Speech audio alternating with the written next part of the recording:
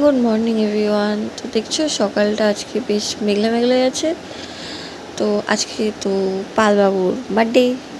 তো আমি সকালবেলা উঠে আগে আমলকির রসটা খেয়ে নিলাম, তারপরে এখানে সবজি কাটতে বসেছিলাম, তারপরে এখানে মুসলি খেয়ে নিলাম, তারপরে গেছিলাম একটু বাজারে। এখান থেকে এসে এখানে চিকেন রান্না করছিলাম, আর সাথে রাইস তো আছে, আর মামুনি সব রান্না করেছিলাম ঘিমে নিয়ে এক।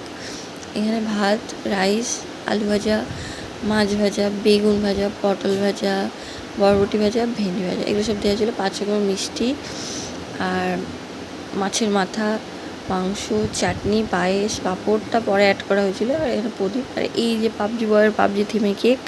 তো এখানে ফার্স্টে মামুনি এখানে আশীর্বাদ করছে।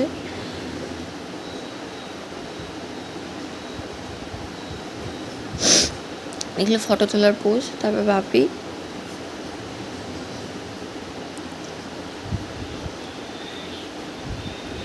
এবার সেরকম কিছুই করা হয়নি, জাস্ট সিম্পলের ভেতরেই করা হয়েছে, যেটুকু সাধ্য সেটুকু আমি আর মামুনি দুজন মিলে করেছি টুকটুক করে। আর আমার মাকেও বলা হয়েছিলো, ভাইকেও বলা হয়েছিলো, ভাই যেহেতু দোকানে থাকে, ও দুপুরবেলা একদম সময় করতে পারে না, তার জন্য ভাই আর আসতে পারেনি, মা এসেছিলো। আর এখানে উনি একটু কেকটা কাটিং টাটিং করলো।